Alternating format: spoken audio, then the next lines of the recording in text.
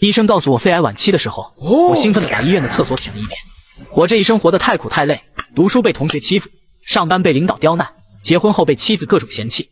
早点离开也是好事，然而厄运却接连不断，被人当成小偷，坐地铁被当成偷拍狂，甚至去公园上厕所都遇到老太太碰瓷。既然这样，那就毁灭吧，谁他妈都别想好受。出了医院，脑子里回想着医生的话，我不知所措地走在街道上，正想着怎么跟妻子离婚时，忽然响起了一道清脆的手机铃声，不知道谁的手机掉在了马路边的凳子上。我走过去接下了手，电话屏幕中显示出一张大饼脸。你听好了，偷窃财物2000块就够判刑，你的脸已经被我录下来，所以不要存在任何侥幸心理，马上把手机给我送过来，这手机15000块。我猛地一愣，这胖女人居然把我当成了小偷。我没偷你手机，应该是你掉这里了，过来拿吧。听女人说要报警，我习惯性害怕麻烦，耐心解释。我手机会掉，你以为我傻了？哼，赶紧给我送过来，别讲任何条件。怎么这么多傻擦？我眉头一皱，刚想继续解释一下，电话中又多了一个男人的脸。你特么的给我听好，手机是我送女朋友的，给你最后一次机会，不给老子送过来，你就等着坐牢吧。你特么的！我终于爆发，本来心情就差，还被诬陷偷东西，我直接把手机往马路中间抛去，随着一辆辆车开过，直接把手机碾压成了一堆渣。看着碎成渣的手机，20多年来第一次感觉这么爽。此刻的我终于释然了，去特么的！剩下的6个月时间，老子只为自己而活。回到家中，妻子穿着浴袍出来，她看见我眉头一皱。今天回来这么早，把电吹风给我拿过来，我晚上要去喝酒，给我熬点小米粥。我没有说话，默默地拿过吹风机递给了她，她厌恶的表情一点都不真实。滚开，去漱口洗脸。你又抽烟了，给你说了多少次，抽烟之后没刷牙洗脸，不准进屋。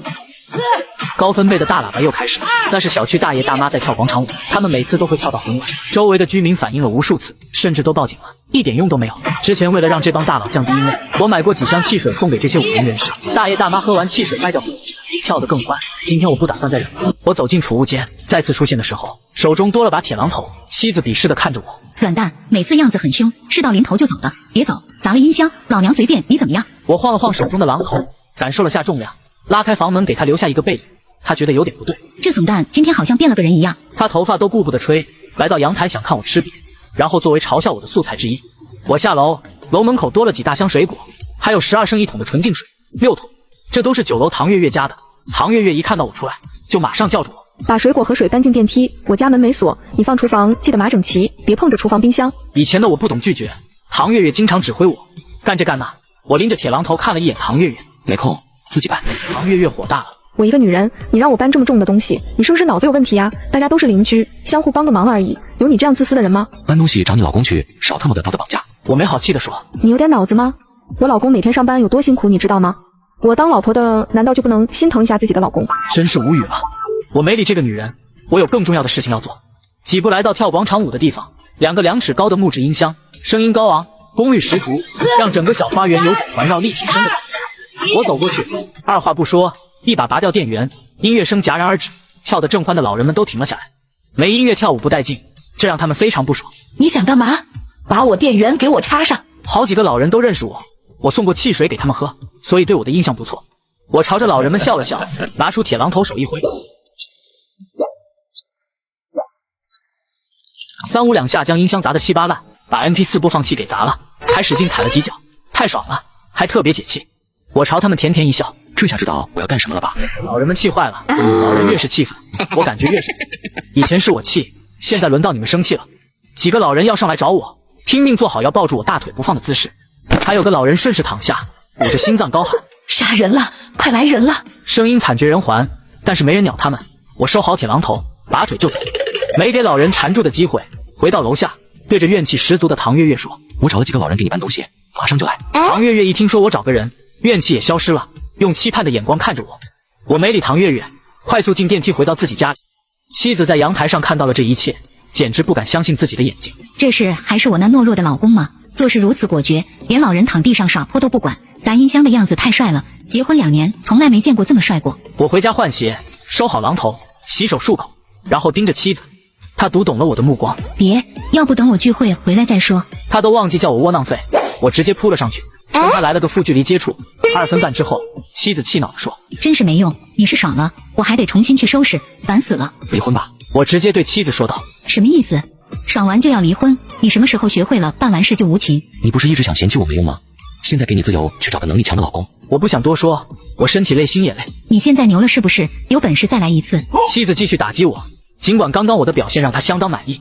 这时门外很嘈杂，我拉开门，门口有大量老头老太，还有唐月月，全都红着脸，也红着眼。不要以为给点水果我们就不找你赔钱，一共2200块。这是广场舞的头目，他快70岁了，张口就找我赔偿，要得理直气壮。给水果？给什么水果？他们把我放楼下的水果全抢了，说是你赔偿他们的。唐月月说话都带着哭腔，唐月月以为这帮人是我找来帮她搬水果。我开心的把水果分给这些人，这些人是真的帮回了家，只不过他们搬到自己家里。弄清楚事情的来龙去脉之后，我都不知道该说什么才好。我没想到随口说一句话都能惹出这么大事情。这时候，妻子穿戴整齐，拎着精致的小包，对站在门口的我说：“让开，我去聚会，凌晨2点左右记得给我电话。如果我喝醉了，你来开车。”看着妻子那张精致的脸蛋，我正要让她留下来谈离婚的事情，可她直接就离开了。看来她以为我说离婚是开玩笑的。给不给钱？不给钱我就报警。她用手指着唾沫横飞，指头都快碰到我鼻子上了。你严重扰民，干扰居民正常娱乐和休息。你知不知道？本想给你们每个人1000块赔偿，既然你要报警，那让警察来处理，我在家等你们。说完，我砰的一声关上门，打开手机开始录音。门外的大爷大妈被我的态度给激怒，又闹又骂，还使劲擂门。巨大的嘈杂声伴随着唐月月的哭骂声。我倒了杯果汁，坐在门口，不紧不慢开心的喝着。忽然又想起了自己的病，笑容就慢慢从脸上消失。这人间太苦太累，早点离开也是解脱。就这样吧，该准备后事了。我忽然没兴趣录音，收起手机回卧室，衣服都没脱，倒在床上，迷迷糊糊中竟然睡着了。咚咚咚，楼板有节奏的响起，又是楼上的小孩在跳绳。说过无数次，希望这小孩跳绳去楼下，这家人从来没听过。我看了看手机，已经是晚上10点了，看来还得再用一次铁榔头。我拿着铁榔头来到7楼，轻轻敲门。开门的是小孩子的母亲，看是我脸色马上拉下来。是不是又要来干扰我儿子跳绳？你知不知道小孩体育考试要考跳绳？你拉着个脸是什么意思？你好意思跟一个小孩子计较吗？我先开这女的走进客厅，客厅中小孩子在跳绳，孩子的父亲一边看电视一边数着孩子跳绳的次数。孩子父亲看到我明显愣了一下。你来干什么？来干什么？说过无数次就没必要再说了。我知道现在孩子读书很辛苦，但是这不是你们扰民的理由。你要是去楼下跳绳，跳到天荒地老都没人管。咣的一声响，我一铁榔头砸在电视屏幕中心，液晶显示屏刺啦几声发出电流声之后变成碎块和一堆电子元件。男人还没反应过来，我的铁榔头已经砸在茶几上，茶几面板是玻璃的，我用力太大，哗啦一声，钢化玻璃直接变成一堆碎渣。这是第一次。我说完收工走人。小孩吓坏了，哭出声来，夫妻2人也吓呆了，半天才反应过来，女的要报警。男的脑海中浮现出我那平静的表情，一阵冰寒从他心底冒起。报警最多赔偿点钱，万一报复我们，那铁榔头、钢化玻璃都能敲碎，敲到人脑上肯定没活路。算了吧。豆豆以后去楼下跳绳，我们凭什么要听他们？我不怕他。女人怒气冲天，坚持要报警，被男人眼神阻止了。我回到家肯定非常爽，太解气了。光脚的不怕穿鞋，不要命的不怕光脚。我没睡觉，我看到手机上妻子在4个小时之前发的定位，陷入沉思。上集说到楼上小孩子晚上10点钟还在跳绳，说了很多次都没有结果。于是我拿着榔头就冲了上去，把他家电视、玻璃桌砸得稀巴烂，砸完就溜。回到家后躺着睡不着，这时妻子发来了短信，我看到手机上妻子在4个小时之前发的定位，陷入沉思。我常常会怀疑我们之间应该是没有爱情的，纯粹是因为条件合适才结婚的。2人常常因为利益吵架，却从没怀疑对方可能出轨。我一开始以为是相互信任，此刻才明白是因为不在乎。所以你出不出无所谓，只有不在乎才完全相信对方，即使半夜没回家也无所谓。妻子经常去和闺蜜聚会，几乎每次就要让我去开车接。我认为是女人虚荣心作怪，她想要向闺蜜展示她有一个疼她而且很听她话的老公。我纠结一阵，最终还是决定离婚，财产分割给这女人留一半。女人再有千般不好，毕竟夫妻一场，反正都要死的，何必计较太多。我只想走得安心，走得无牵挂。晚上2点，手机准时响起，传来妻子含糊不清的声音：没用的，还不来接我。我早已习惯。我打车去酒吧，我把喝得晕乎乎的妻子背出来，去地下停车场找到车，把妻子塞进后排座位，开车回家。之后2人分床睡，各自安好。第2天，我开车来到公司上班，坐在工位上刚吃了2口早餐，手机就响了。什么？东升派出所？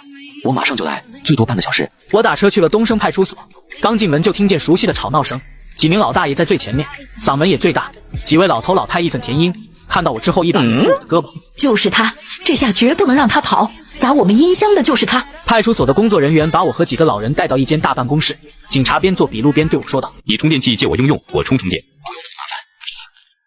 这不就充上了吗？你咋买这么多？不是买的，都是粉丝在左下角领的。真的？人人都能领吗？左下角报备过此制，活动真实有效，看到这条视频的才能领。华为 Mate 60 Pro 和苹果15 Pro Max 都各放了1万台，我看库存快没了。我找他们。左下角库存能再加吗？能，给您左下角开通了全新候补链接，苹果、华为不限量，没货立刻补，下载还有苹果全家桶配套送。好，你们看，现在上线就有领取界面了，我验证过了，从左下角链接下载，填个地址，手机隔天就包邮到家了，放心下就行。那我赶紧去领个。好了，现在开始说正事。我们接到报警说，你昨天用铁榔头把他们的音箱敲坏，严重干扰了他们正常娱乐。我点了点头。是这样的，我们小区有一小片空白区，类似街心花园，几位叔叔阿姨喜欢跳舞，将路灯的电线拨开，撕拉乱接电线来播放音乐。小区除了老人，还有很多小孩子，万一触电非常危险。刚好有小孩子路过，我怕把小孩电着，情况太紧急，来不及商量就砸了音箱。这么说，你砸音箱的事情是真的？是真的，当时太危险了，叔叔阿姨年纪大了，估计也没几年好活了。他们被电死无所谓，可是小孩子不能有危险了。这种不顾小孩安危的事情真的是太缺德了，畜生才能干出这种事情，我真的非常痛心。现在物业也真是的，撕拉乱接电线也不管，电力公司的人不知道跑哪里去了，这种现象也没人来罚款。哎，我一副痛心疾首的样子，我还没说完，已经把几个老人气得炸裂开来，这不是明摆着骂他们缺的是畜生吗？几个老人打算装心脏病发作，看了看天花板，斜上方好像是摄像头，而且好几个肯定有录像，只好强行忍住。警察，他说的是假的，他就是讨厌我们跳舞，说声音太大，影响他们休息。千万别相信啊，你出口伤人，不尊重老人。几名老人终于没憋住，请不要干扰我记录，事情到底怎么回事，我们会调查清楚的。轮到你们做记录的时候，我自然会让你们说。警察也很头大，这些老人完全不在意规则，只管自己说。警察终于登记完口供，当然内容也被我描述成老人撕拉乱接电线，而不是跳舞扰民。警察问：是谁撕拉乱接电线的？几个老人相互指责，都不敢承认是自己干的，老人之间竟然开始内斗起来。警察带着我和几位老人一起回到小区，发现路灯的电源的确是被人拨开，还在上面装了一个插座，这证明我说的是真的。通知电力局的人过来，电力局的人也说，这种露天插座非常危险，容易漏电，一旦下雨，漏电的可能性会翻倍。插座的位置非常低，小孩子很容易就触摸到。老人们死活不承认是自己装的，最后电力局和警察都没办法，只好宣布，下次再发现乱接插座，电力局的会将你们罚款，警察会将人拘留，日期至少15天。警察走后，我露出胜利的微笑，收拾你们这帮老东西，小意思。已经是中午，习惯性省钱的我回到家自己做饭，老婆睡得跟死猪一样，每次喝酒太多，她都会睡到下午2、3点才醒来。被老板辞退之后，她干脆不上班，在家当全职太太。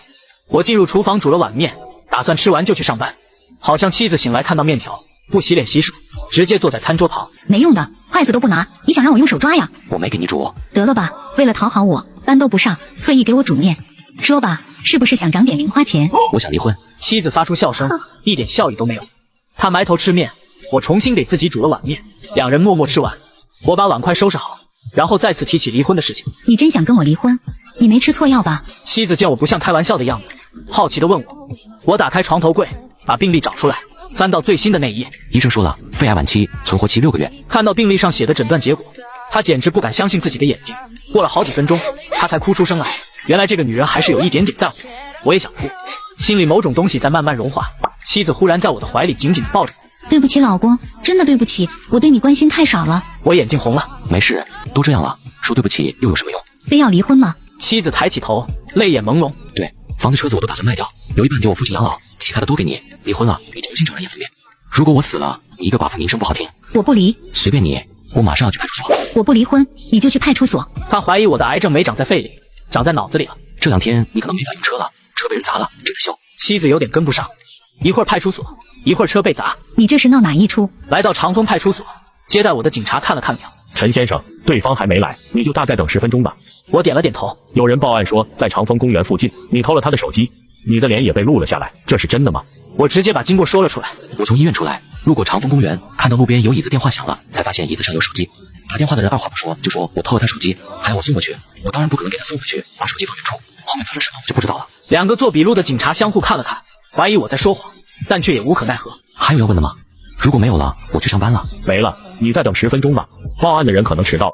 我看了看时间，有点不耐烦。约的时间是3点，你们为什么不让他早点来？我们约的他2点50到。警察解释。好吧，再等10分钟。我看警察很无奈的样子，心中有点同情。谢谢陈先生理解，我们警察要是都遇到你这样的好人，我们平均能多活10岁。2个警察对我好感升级，又知道我有正经工作，买房买车，基本上确定我是被诬陷的。3点40，报案人没来，2个警察把我送出门口。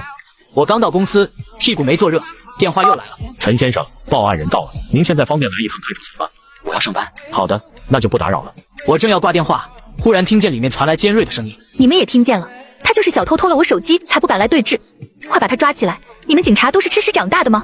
马上去给我抓人，小心我让你们吃不了兜着走。我差点笑场，说警察吃屎，还说警察吃不了兜着走，这女人百年难遇。挂完电话，我来到会议室准备跟经理请假。一听到我说要请假，所有同事也不可置信地看着开会的经理，经理差点跳起来。请假？项目这么紧，你要请假，请什么假？年假。我3年没请年假，累计到现在总共21天，加上周末等等，刚好1个月可以不用上班。项目经理怒了，这个项目你是主要开发人员，如果你请假，整个项目都会被耽误，我一直没亏待过你了。经理说的没错，为了给我争取工资，他敢跟老板吵架。我也不想隐瞒大家了，我得癌症了，肺癌晚期，医生说平均存活期6个月，如果扩散，3个月内走人。这次把年假休完之后，我会辞职。我的话比辞职更让大家震惊。同事一场，大家以后多吃多玩，祝福大家少加班，多加薪。对了，尽量别抽烟。我笑着说，我的笑容有点凄凉。同事们都不说话，项目经理默默地把我从开发资源中移除。我开始写交接文档，善始善终吧，毕竟这个公司对我真不错。今天要来新领导开会，你去吗？同事过来问，不去了，我写交接文档。2个小时之后，妻子打来电话，老公，我来接你下班。我心里有点讶然，这是他第一次来我公司来接我，我自己回来就好。说完我就离开了办公室，车还没修好，我和妻子坐地铁回家，这还是2人第一次一起回家。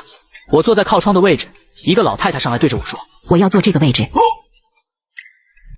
我要坐这个位置。我以为公交车没空位，正要站起来让座，看到旁边有好几个空位，就没继续提醒老太太。阿姨，这里有空位子，快让座！你这小伙子怎么回事？叫你让个座，你废话那么多。那个位置不靠窗，我不喜欢。快点，我站不稳。我经常给人让座，在办公室坐太久，有时候有座位都不去坐。也许老人想看外面的风景，我打算站起来，把靠窗位置让给这个老太太。等到老太太手中的塑料袋直接砸在我头上。不让座，相不相信我再打你一次？老太太脸通红，我愣住了，这老人竟然出手打人，人倒霉了，喝水都要塞牙缝。我发现这2天老遇到奇葩，应该是霉运缠身的表现。既然你这么灵活，我就不给你让座。力气太小，我说了一句，然后掏出手机看小说。老太太明显被我这句话给挑逗，起了口气。老人破口大骂，满嘴污言秽语。我拿出耳机戴上，开始听着歌，鼻子里还跟着节奏轻哼哼。这下可把老太气的烟火都快从鼻子里喷射出来，旁边的几个人都看不下去。阿婆，坐我的位置吧，别打了，你打了那么多次，别人都没还手。另外一个靠窗的座位上坐着个学生，年轻人主动要让老人坐，少管闲事。我今天就要收拾这不懂尊老爱幼的东西，我是在替他父母教训他。我国的传统美德就是被这种人给丢光了。他都打不还手，骂不还口，你还要怎样？你再废话，我连你一起打。老太太横起来，完全失去理智，见谁灭谁。学生有点委屈，明显没被社会毒打过，这点事情就承受不了，眼圈都红了。我看着窗外，见要到站了，站起来对着老太太邪魅一笑，你力气不错，砸在街上特别舒服，比洗浴中心的按摩给力，谢谢。老太太哪里受得了这气，她双手紧握，高高举起，要使劲砸我。公交车进站减速，老人双手举着袋子，没扶把手，整个人向前扑倒，一惯性直接扑向车前方，头撞在椅子脚边。老太太白眼一翻，休克了。我没注意到老太。车门打开之后，我就和妻子迅速下车，隐约听见车里传来惊呼声，我们也没在意。买完菜回家，妻子主动提出做饭，这是她3年来第一次做饭，尽管全都糊了，又让我重新做了一次，还是让我有了一丝感动。吃完饭后，她又提出去洗碗，在打碎了几个盘子后，我默默地收拾好厨房，然后对妻子说，离婚条款我打印好了，如果没问题，你签个字吧，我们明天去民政局。外面没有广场舞的大喇叭，楼上没有小孩子跳绳，整个房间显得很安静。妻子简单的看了下我给的离婚协议，找签字的地方，我已经签好字。妻子写上自己的名字，笑着说，我的字没你的好看，人好看就行。我个人坐在沙发上看电视，看到很晚，妻子泪流满面，她还是没忍住哭了。不离婚行吗？该睡觉了。第2天早上，2人带着协议来到民政局，2人把结婚证递给办事员，大红的结婚证被回收，换成了暗红的离婚证，离婚证的红色比结婚证的红色还深。我直接去了公司，回到工位打算继续写交接内容。这时开发部秘书小优过来通知开会，大家放下手头的工作，三三两两步入会议室。谭书博坐在会议室主席台位置上，表情严肃。进来的员工本来说说笑笑，一看到新来的领导谭书博这表情，隐约觉得不对劲，也跟着严肃起来。会场氛围一下就变得压抑。我选了个会场角落坐下，这种大会我都会选择最不显眼的位置谈。昨天我开了整个部门的大会，也跟部分重点项目的开发人员聊过，绝大多数员工工作态度认真、专业，我非常高兴能和这么多优秀的同事一起工作。但是也有极少数员工对工作敷衍、不负责任，项目延期完成也不知道检讨，找借口的能力非常强，上班迟到，下班早退，这样的员工是公司的害群之马。具体是谁，数据一目了然。这是开发部员工门卡刷卡记录，他将电脑投影在会议室墙壁，墙壁上显示的是迟到次数。公司没有专门的考勤机制，尤其是开发部根本没人考勤。考勤的数据是根据员工刷门卡进入公司的时间计算迟到次数。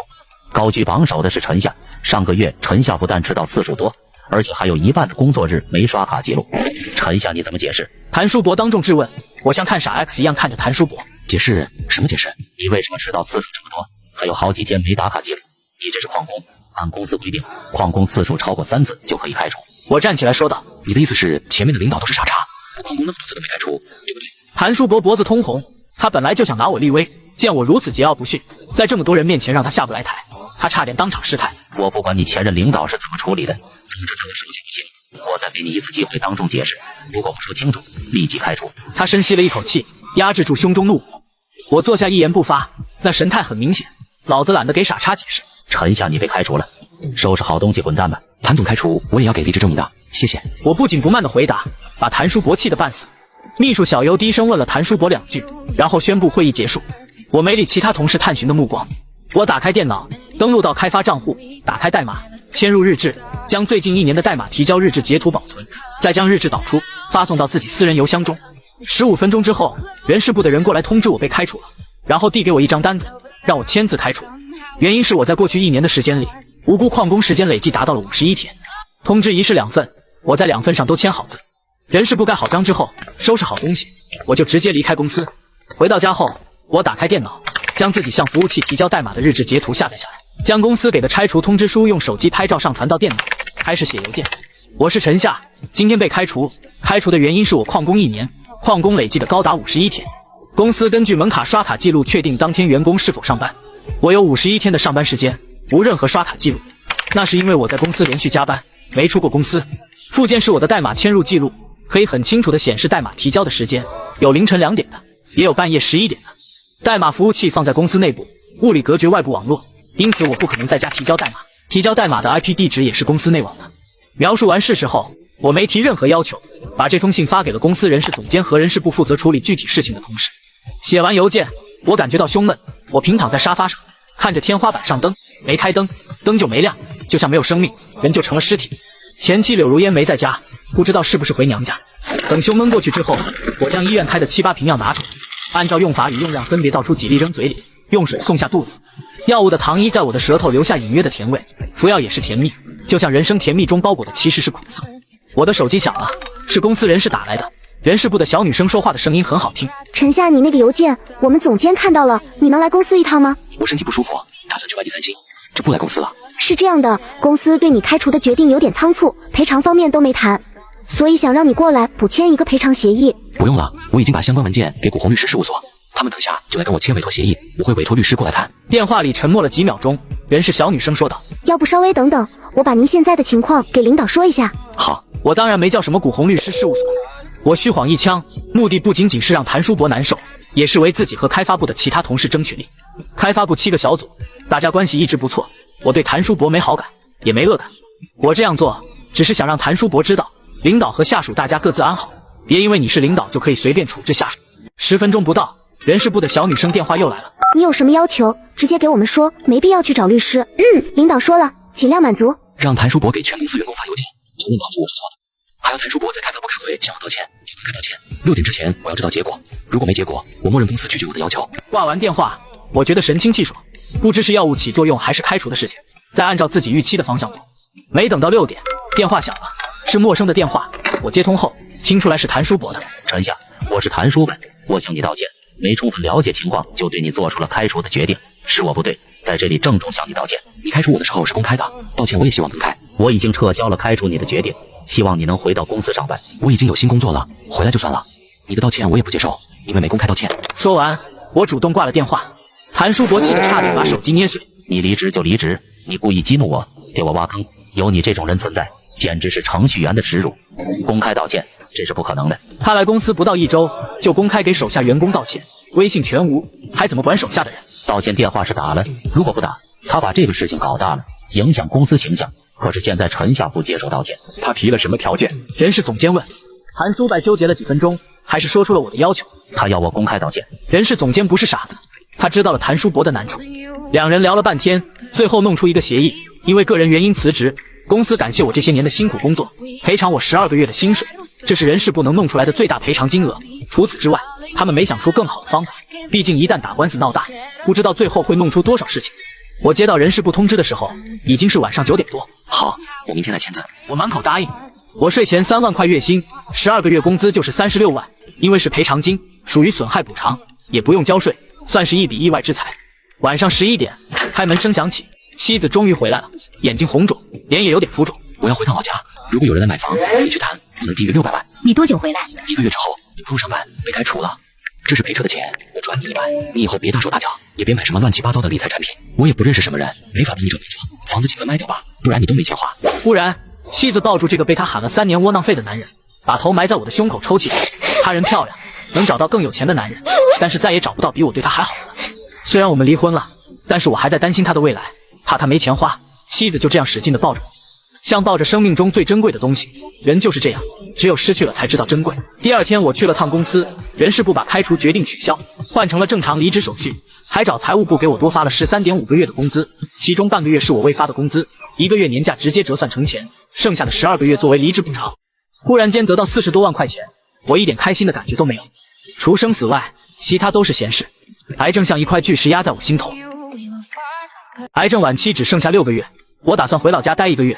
我开车回家，打算带上换洗衣服。妻子没出去玩，让我有点小意外。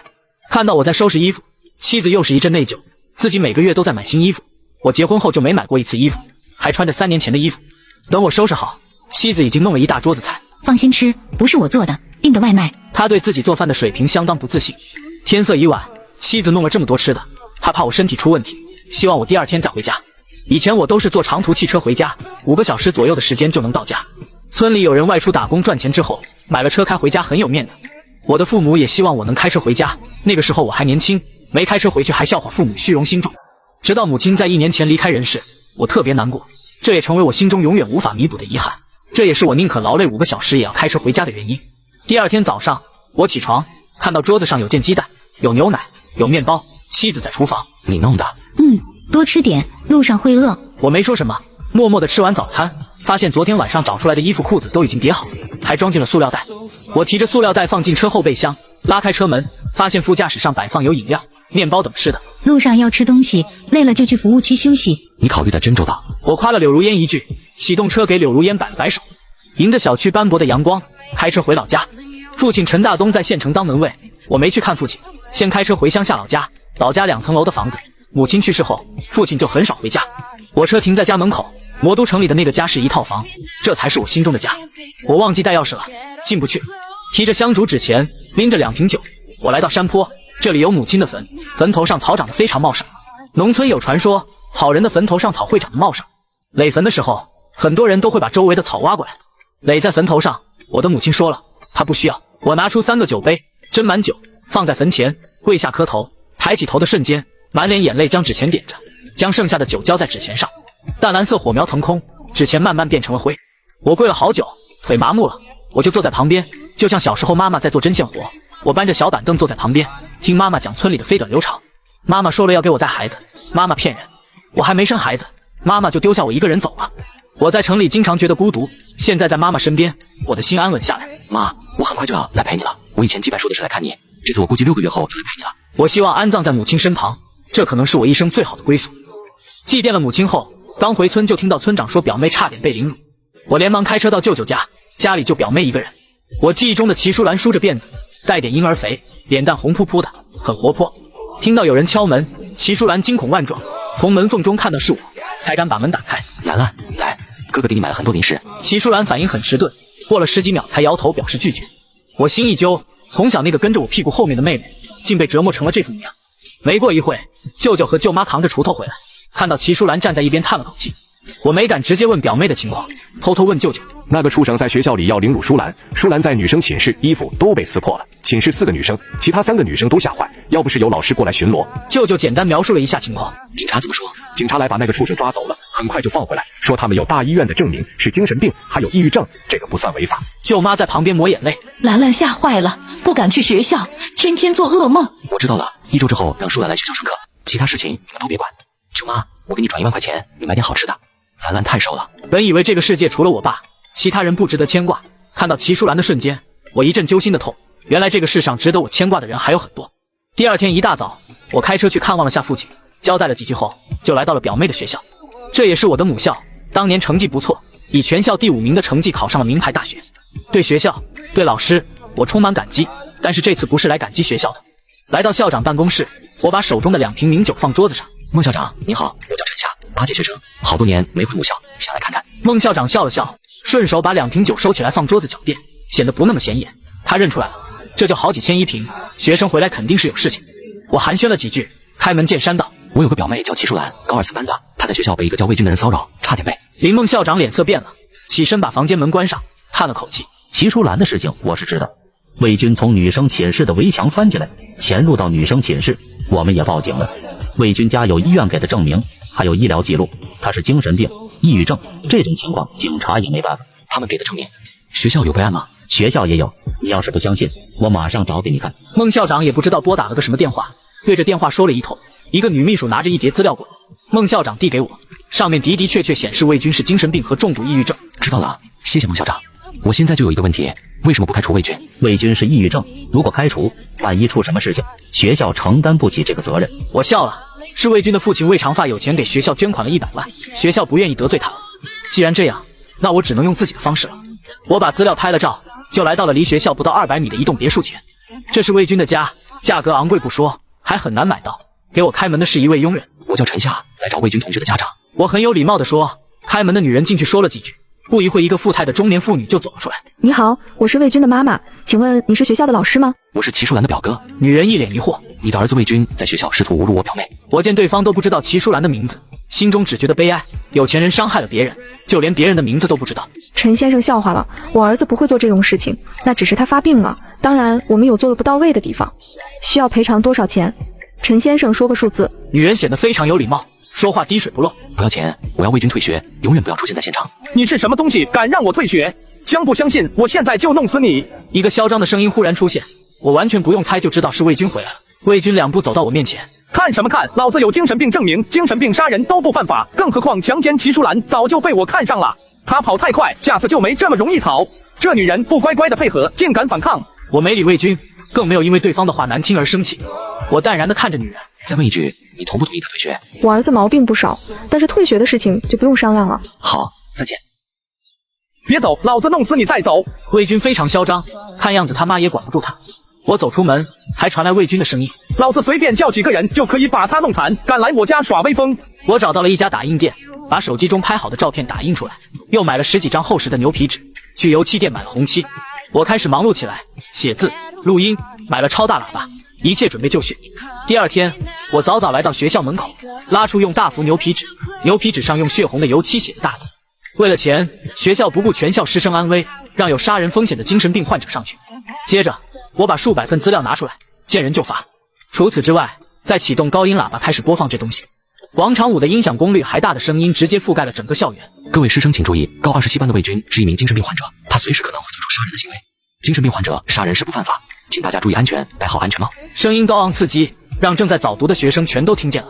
魏军在座位上气得破口大骂：草泥马，老子要杀了你个狗日的！听到我的广播，结合魏军的表现，很多同学都害怕，尤其是魏军的同班同学、住校生。没办法，没住校的学生陆陆续续走出教室，播放了20分钟左右，我就关闭了大喇叭，在县城街慢慢开到教委，顺便播放着。县高27班的魏军是一名精神病患者，他随时可能会做出杀人和抢劫的行为。学校为了钱不顾师生生命安危。片刻后，我把车停在教委门口反复播放，很快有人过来让我别放，我把检举材料递给了教委。顺便说明一下，2天之后，如果魏军还在学校，我会上市教委检举你们县教委不做，顺便向全网公布。没多久，几十个家长带着愤怒在学校抗议，在教委门口抗议。这个事情要是不作为，绝对会闹更大。教委的速度很快，上午10点不到，安排了好几个人去现场。中午12点，学校食堂大喇叭开始广播。经过查实，高27班的魏军同学患有严重疾病，不适合继续学习，现给予劝退处理。那个人叫什么名字？我找人弄他。魏军咬牙切齿，想起这个人，用大喇叭让他在同学面前丢脸，他就想把这人弄死。魏军气愤不已，又不敢冲何俊娟发脾气，只好对着家里车的声音非常刺耳。接着几个警察和医生出现在魏家宿舍，何俊娟感觉不太对劲。你们找谁？我们得到举报，说你们家有位叫魏军的人有严重精神病神经分裂症状，这种情况随时会攻击他人，不适合在家休养，必须接受治疗。走在前面的医生说道。何俊娟马上解释道：没这回事，我儿子很正常。抱歉，根据举报人提供的信息，我们查了精神病院留的记录，你儿子的病情非常严重，隐瞒病情对你和病人都不好。如果不配合，我们会向法院申请剥夺你的监护人权利。警察很严肃地说。魏军看到警察一点都不怕，好多警察来找过他吧，态度可好了。我就是魏军，你们找我干嘛？魏军很淡定地说。咔嚓几声，警察把魏军铐上，魏军脚乱踢。那疯了吗？抓我干嘛？病人病情严重，已经发作。旁边的白大褂说。几个男医生和警察一起把魏军按住，一个护士拿出早已准备好的针管，一针扎下去。魏军发出惊天动地的吼叫声和辱骂声。药物推进后，魏军依然在使劲挣扎。我没病。医生直接把魏军五花大绑在担架上送往医院。请签字。医生拿出一个本子让何俊娟签字。何俊娟气得手发抖，过了好一阵才控制住怒气，签了字。精神病院主任医师就是他写的，魏军有精神病，我直接找到他，很简单的说了一句：精神病只有病情描述，没有开药，没有治疗记录，只要我把这个事情捅出去，你会坐牢。魏军看到李厚恒，以为看到了救星。李叔叔，放了我吧，你是知道我真没病的啊。李浩恒拿出钢笔飞快的写着。魏军看李厚恒不说话，急了。李叔叔，上次证明是我爸妈找你开的，你知道我是正常的，我真没精神病。说句话呀，你到底想干嘛？我见李厚恒犹豫犯难，拿起 Pro 70便假装开始打电话报警。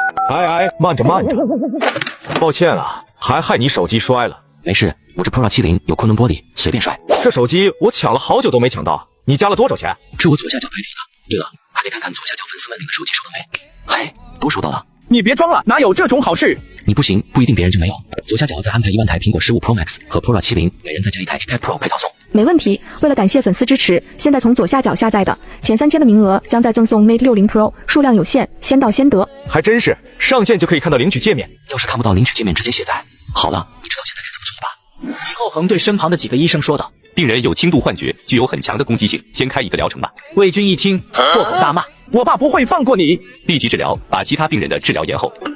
你左下角真靠谱，我就挂这一会机的功夫，领的 Pro 70就发货了。我左下角可是专属极速链接，官方24小时包邮到家，先到先得。魏军被弄进治疗室，治疗室的隔音效果很好，只有隐约的惨叫声传出，精神病人都受不了，何况正常人。半个小时的电疗，魏军杀马特造型的头发变得更加明显，头发精神多了，跟精神十足的头发相反，他整个人萎缩下来。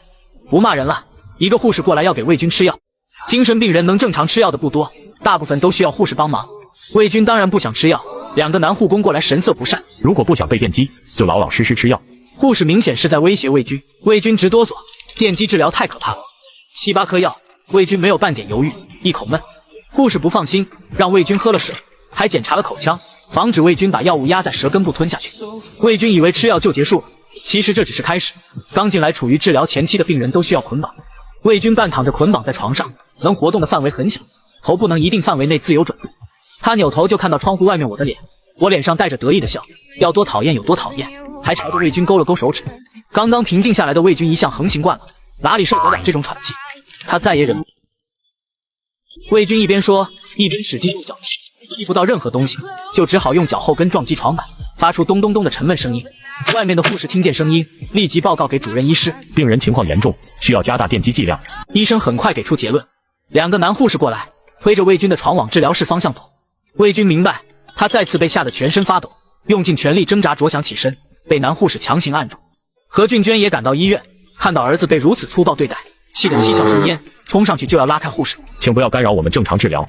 什么正常治疗？我儿子没病，你们要对他做什么？电击治疗，这是治疗情绪不稳定病人的常规操作。什么？你对我儿子电击？医生态度很好，很耐心的给家属解释。他又是难过又是气，当场炸裂。不行，马上给我停止！我要投诉你们，杀人了呀，杀人了！李俊娟尖叫起来。保安医生显得很冷静，几个保安过来，目光阴冷的看着何俊娟。如果你继续闹，我们可以认为你精神分裂，你儿子的症状很可能遗传自你。这里是精神病院，不是普通医院。精神病院从来不怕医闹，如果医闹过分，直接给你开个精神分裂的结论，上电击。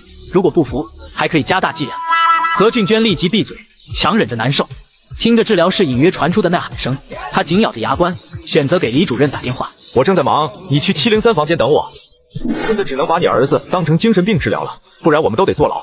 那个叫陈夏的人随时在医院逛，万一被他抓住把柄，估计会闹得更大。何俊娟一阵后悔，要是直接答应让儿子退学，然后转学，后面的事情就不会发生。谢谢你，李主任，我找老魏想办法。记得把医疗费缴了。很好心提醒一句，让何俊娟差点当场吐血。老娘花钱来折磨我儿子，造孽啊！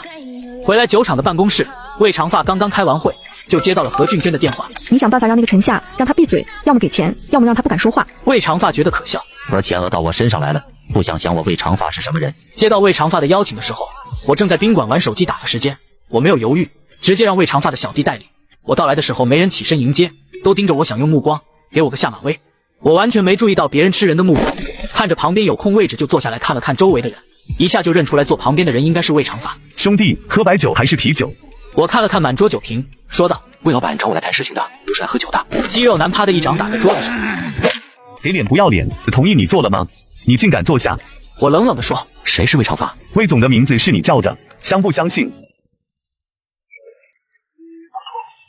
肌肉男还没反应过来，拿着锋利的啤酒瓶对着他脸上扎过去，他迅速往后躲，脸上被玻璃划伤，鲜血长流。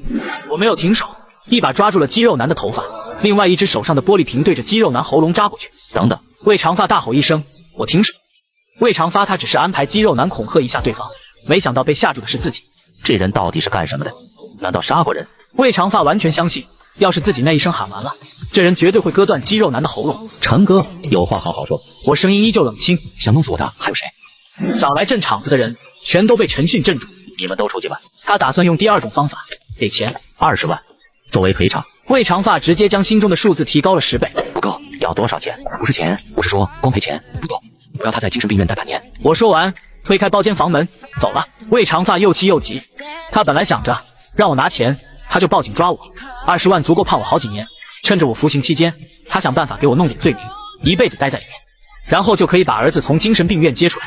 没想到我软硬不吃，让他的操作全部落空。魏长发给何俊娟电话，两人在电话里相互指责对方没把儿子带好，吵了半个小时，两人开始谈正事。魏长发说了他对陈迅的判断，希望何俊娟去跟陈迅谈，希望以母亲的身份打动陈迅。我不知道你有没有孩子，我儿子魏军在精神病院，每天被电击注射药物，还大把大把的吃药，这些药精神病人吃了没事，正常人吃了也会变成精神病。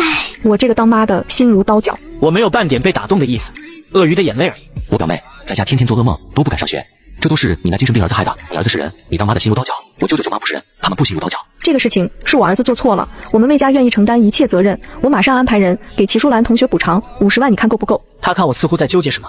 何俊娟心中暗喜，老魏昨天给他20万，他想都没想就走了，看来还是钱给的不够啊。我把手机拿出来放桌子旁边，何俊娟一看知道对方担心录音，他也把手机拿出来表示自己没录音。有人出60万让我守着你儿子，直到真正变成精神病为止。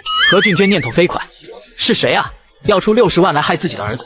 肯定不是陈迅那边的人，是自己这边的人。70万，小陈，你给卡号，我马上转钱给你。我不要你说出来是谁让你做的，只要你停手。如果我没猜错的话，出60万的人现在还没给你钱，要是成之后再给，对不对？仇恨罪可以判处2年以下有期徒刑。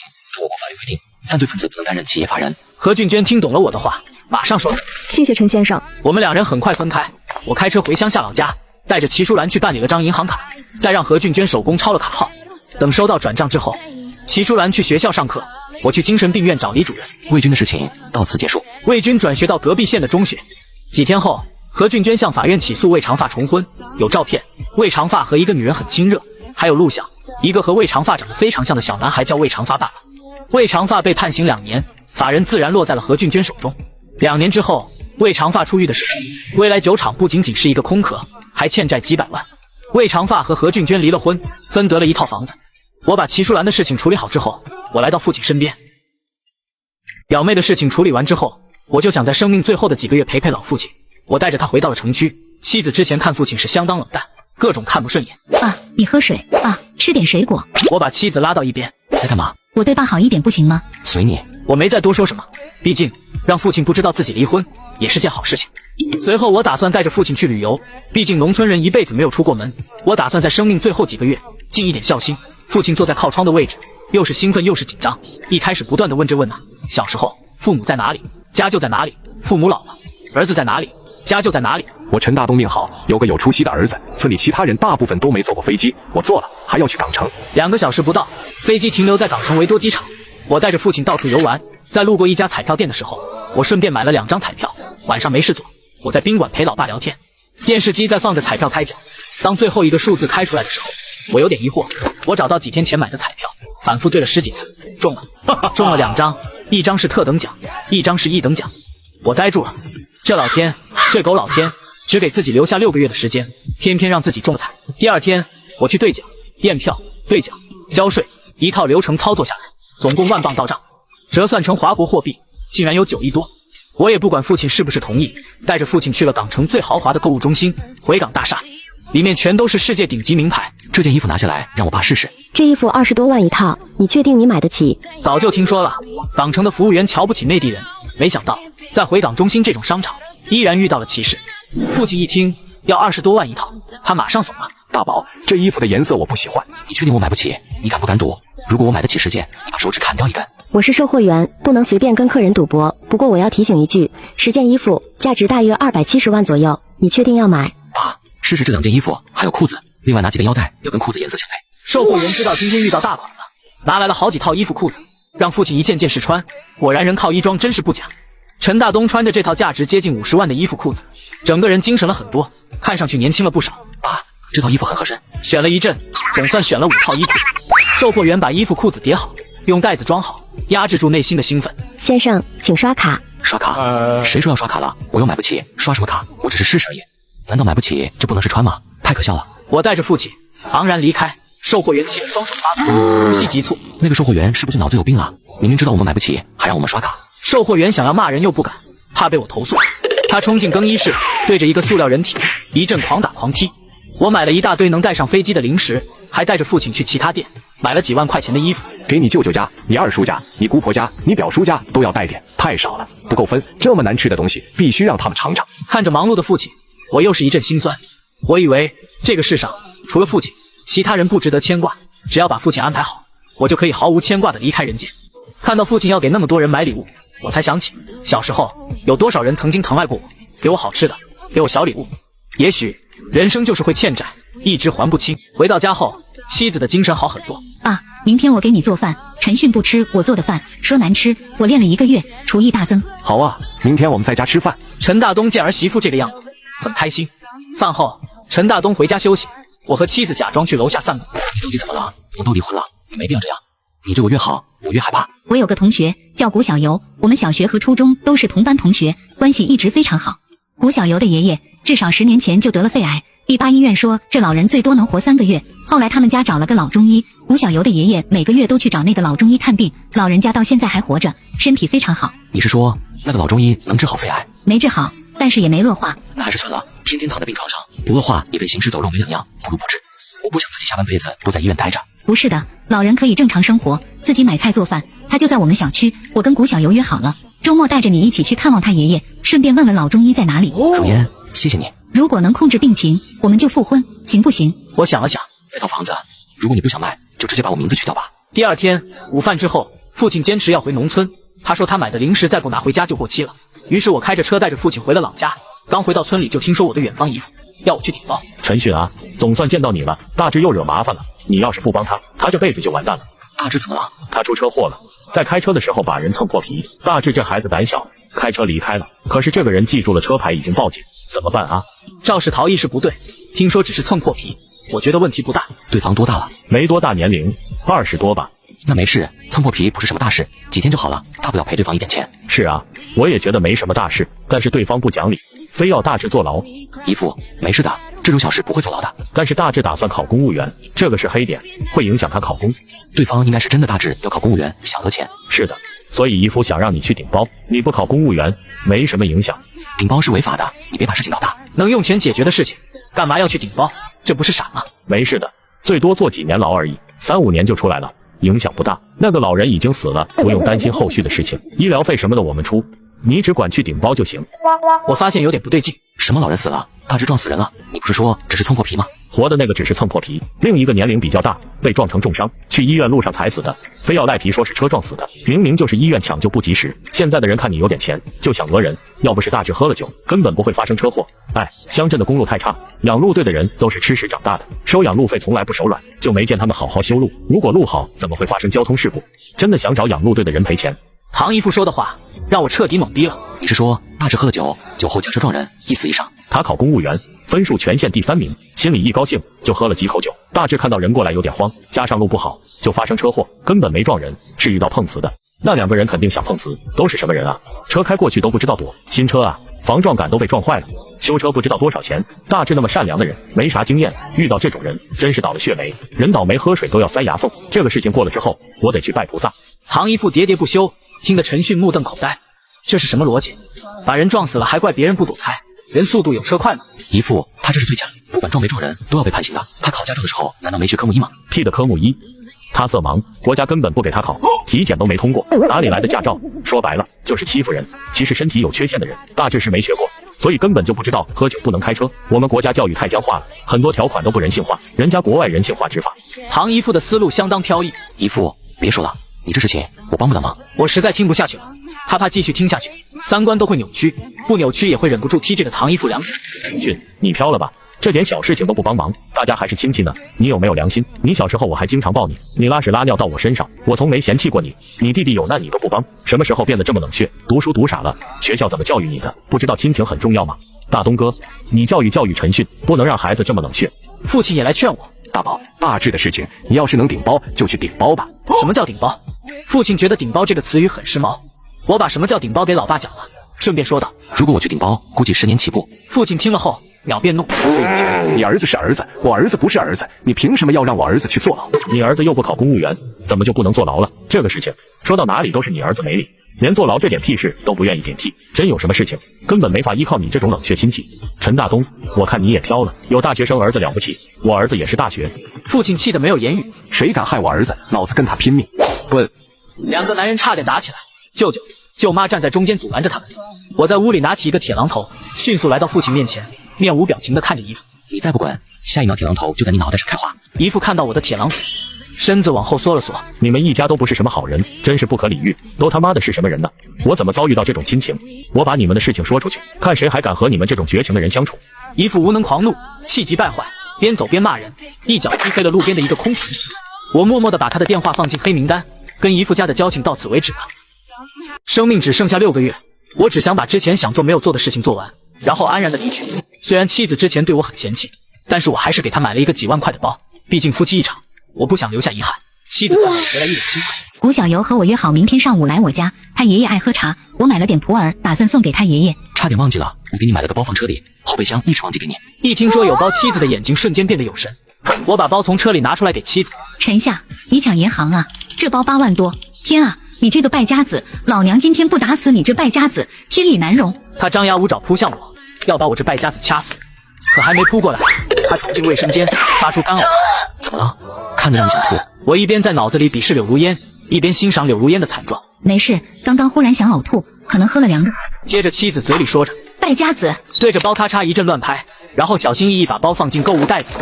我点开她的朋友圈，发现这女人竟然打算转手卖掉，正品网上售价88000，想要的87999，少1块钱，哪个大冤种会买？我吐槽了下，刚准备去吃药，收拾一下。古小游要来我们家，说现在去看望他爷爷，他顺便来看看这个包。妻子不好意思地说。我点了点头，拿出药瓶，发现里面的药已经不多，把剩下的药倒进嘴里，一口闷，看得妻子一阵难受。半个小时左右，吴小游到来，他简单跟我打了个招呼，就开始对着那包拍来拍去，还提着包让妻子帮他拍照合影。我有点郁闷，这女人不是说好要去看望她爷爷吗？两个女人唾沫横飞，讨论的热火朝天，完全忘记我在旁边。又是半个小时，终于3人走出门，妻子拎着自己以前的包，3人有说有笑去找古小游的爷爷。一个老人打开房门，我和老人都愣住了。陈夏，你来干嘛？爷爷，你们认识？他化成灰我都认得。我进门走进客厅，把茶叶往桌上一放，坐在沙发上翘起2郎腿，不明真相的还以为我是这房子的主人。古小游和妻子也满肚子疑惑，看这样子，好像我跟古明相当熟悉。这2人相差都快40岁，能有什么交集？你来我家干嘛？来你家干嘛？你孙女和我老婆是闺蜜，她知道我们住同一个小区，她叫我们帮忙，顺便照顾一下。万一你心脏病发展，我们可以提前给你订购回合。你喜欢什么款式的？拼多多便宜，可以砍价。我不生气，绝对不能生气。他不断暗示自己，心中的怒火依然蠢蠢欲动，随时都可能爆发。他人老成精，看我那样，绝对不是古小游来求他来照顾我，否则干嘛要送我普洱茶这东西？光看包装，绝不便宜。到底什么事情？是不是要求我帮忙？找我帮忙可以，你去小区花园当众跪下给我认错，我老人家说不定心一软就答应你。你得吧，多大年龄了？我过一天是一天，你还牛了？你没钱没权，就一退休老头，除了每月领退休工资，每天把食物加工成粪便，你有什么能力来帮我？对社会来说，你是负担，不是资源。目的地定好了没？金山垃圾场那边有快递控制，要不要我找人帮你提前规划个位置？他是故意激怒我，这种我都看不出我白活70岁。爷爷好久没见到你了，你还认识那个能治疗肺癌的老中医在哪里吗？有联系方式吗？小游，你是帮你同学问的吗？是陈夏的家人。小游，我跟你说，交朋友是好，但是有些人面兽心，你要学会分辨。这个陈夏不是什么好人，少跟他交往。我没跟古小游交往，你放心好了，我跟他认识不到1个小时。随便你认识多久，我肯定不会把医生介绍给你的。说吧，病人是你什么人？说出来让我高兴高兴。古明幸灾乐祸，毫不掩饰。陈夏，你别生气，我爷爷跟你开玩笑的，他人可好了，特别善。我爷爷陈夏得了肺癌晚期，他才27岁，您就帮忙把医生介绍给他吧。古明睁大眼睛，好像瞬间年轻了10岁。你说的是真的？是真的。他以为古明会马上告诉他那个中医的联系方式，古明差点笑出眼泪。恶人自有老天收拾。爷爷先别笑，那个医生电话呢？直接说地址也行，救人如救火。不给，绝对不给，我要为民除害。不给就不给，说不定那个医生根本就是个骗子，吹嘘出来的。叶医生怎么可能是骗子？我得肺癌10多年，如果不是叶医生，我10年前就死了。10多年都没把你病治好，这不是骗子是什么？我没做手术，没切除，10年没恶化，还有好转的迹象，你竟然说他是骗子？谁知道你说的是真的还是假的？敢不敢带我去当面对质？如果不敢，肯定是骗子，心虚。叶医生那边每天都有很多病人，你要是敢当着他们的面说叶医生是骗子，我看你怎么死的！必须给我当众认错。我跟着站起来，老头忽然清醒过来。好，你个陈夏，原来是激将法。想激我老人家这么睿智的人，怎么会上你的当？我爷爷陈夏脾气倔，您老人家大人大量不用跟一头倔驴计较。小姑娘，你老公不是倔是坏？我们在那边跳广场舞，没招惹任何人，他倒好，跑过来一阵猛砸，把我们音箱砸了，播放器砸了，还要让供电局的罚我们的款。你说说，这是人做的事情吗？陈夏，你凶啊？怎么不凶啊？上天惩罚你，老天总算开了眼。古小游和妻子这才知道我和古明结仇的过程。老头，我提前跟你说好了，你如果向我认错道歉，老老实实把叶医生的联系方式告诉我，看在你年纪大的份上，也看在古小游和如烟是同学的份上，我饶了你，否则我让你后悔终生。我要是给你说了医生地址，我是你孙子。那你等着。还没等我说完，妻子赶紧拉着我出门。再等下去，估计这老头没有因为肺癌死掉，会直接被我气死。你今天怎么了？你以前不是这样的。对，我以前不是这样的。如果是以前的我，一定会认错，向那老头承诺，他们要跳广场舞，随便跳，无论是为了少惹麻烦，还是为了自己的病，我都会这样做。但是今天我不愿意，因为我不高兴认错。从今天起，我不会委屈自己，我只做自己高兴的事。先回家吧。妻子觉得我今天状态不对，两人回到家。我这次回农村，看到牲口忽然想，力气大，耐力足，能干重活，但是效率太差，马能跑能拉，耐力差，驴速度耐力都适中，脾气特别差，猪浑身都是毛，但是要踩了才能吃肉，毛皮吃太少就不成标，还容易生病。我就想，能不能进化出这样一种牲口，条件要求低，性格温顺，得病自己治，能干活，效率高，最好少休息。我以为这个世界绝对不会出现这种生物，直到回摩托村一天，我在镜子里看到了自己。你的意思是，结婚这些年，你就是那个牲口，对吧？我说的不仅仅是在家里，在公司也是牲口。妻子眼神漂浮，回想起3年不到的婚姻生活，她确定我说的是对的。过了一会儿，古小游再次出现，满脸苦笑。陈夏，你也真是的，何必跟一个老人计较？我爷爷都气死了。抵制不良习惯，从我做起，从现在做起。古小游鄙视了我一眼。我跟如烟是好姐妹，你放心，我会想办法从我爷爷那里找到医生的联系方式的。不用，我能找到。于是我每天一大早就偷偷跟着古老头，他干嘛我干嘛，在菜市场，在公交车，去跳舞，跟了他7、8天，他终于受不了了，选择了报警。我被人跟踪了，附近就是东升派出所。古明先生，我们接到报警说你被人跟踪。对，跟踪我1周了，我都没法出门，太痛苦了。那个人就在楼下，我们小区的，叫陈迅。警察一听陈迅这名字，一下就明白是怎么回事。这就是报复，报复陈迅让老爷子没法跳广场舞。古老爷子，你省点心吧。陈迅和你有矛盾，我们是知道的。你真没必要诬陷他跟踪你。大白天他在那边玩手机，你非要说别人跟踪你，我们当警察的也是人啊，你让我们怎么办？总不能去把一个玩手机的人抓起来吧？更何况他也住这个小区，在小区的公共凉亭休息，这是人家的权利。警察心中郁闷啊，现在的坏人变老了，逮住年轻人使劲坑，社会风气都这样，他们当警察的也改变不了。你这个小巡逻，你怎么说话的？陈迅明明在监督我，跟踪我，给我的生活造成了极大困扰。你们当警察的成天就知道干饭吗？你们的工资就是我们缴的税。两人相互看了看，知道遇到耍无赖的，暗中叹气。老人耍无赖，目前还无解。两位治安经验丰富，已经有了解决方案。他们打开执法记录仪，和老人一起去楼下询问。陈迅先生，我们接到报案，说你长期跟踪股民。真要跟踪你，我不偷偷躲起来，跟踪人怎么会正大光明？古先生，我们没发现任何迹象，显示您被这位陈先生跟踪。如果没其他事情，我们就要回派出所。本次报案处理完毕。顺便提醒古先生一句，警察是为了维护社会治安，不是某个人用来打击报复另外一个人的工具。报假警是违法的。两个警察让陈迅签了个字，也开车离开。没2天，陈迅接到一个陌生电话。请问你是陈迅吗？我是，您哪位？我叫叶羽凡，你可以叫我叶医生。你是不是得了肺癌，而且是晚期？你先别问怎么知道的，如果你相信中医，来延长路632号，我给你把脉。谢谢，我相信中医的，马上就过来。他忽然看到了一丝希望，一丝求生的希望，很微弱，但至少没那么绝望。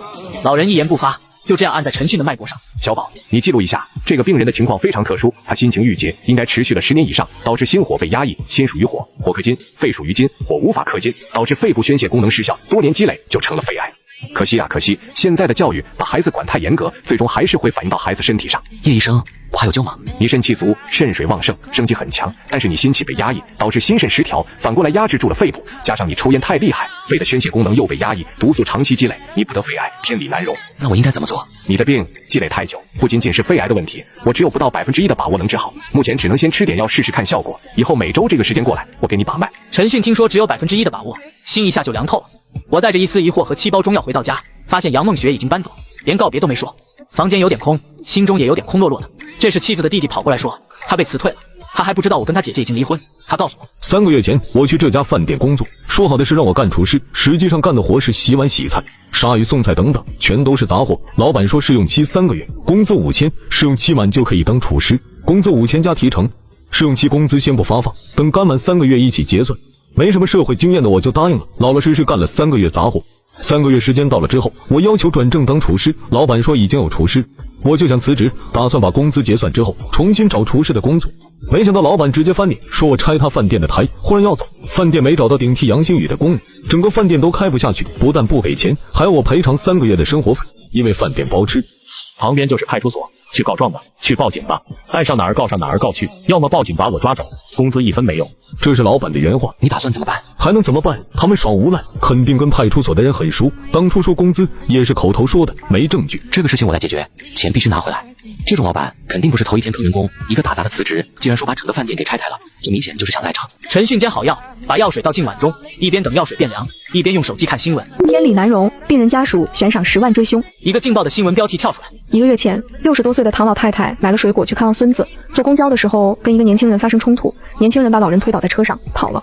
老人在医院躺了1个多月，花了50多万还没全好。唐老太的家人出10万公开悬赏。报道的内容与陈迅紧密相关，因为他是当事人之一。陈迅忽然有个荒谬的想法，这个唐老太不是什么好鸟，他的家人肯定也好不到哪里去。走，先去你说的那个饭店。陈迅看着饭店的玻璃大门，仔细看了看门上的门把手，心中已经想好该怎么做。你给你姐说一声，就说今天晚上不回家，住我这里，明天上午回去。陈迅带着杨星宇去了5金市场，选了根很粗的铁链子锁。老板多少钱？150。太贵了吧？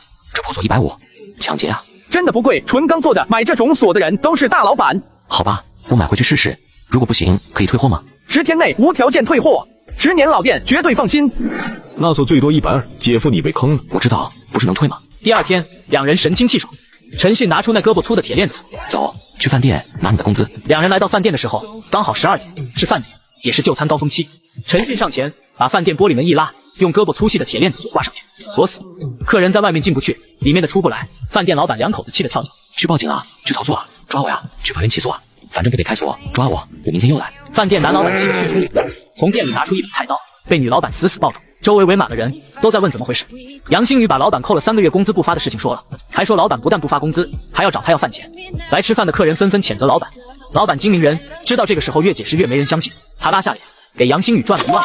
每个月工资8000，3个月你再给我15000，另外这把锁150块钱，我有小票，从不骗人。陈迅掏出买锁的小票，把老板本来就已经升高的血压又往上提升了一点。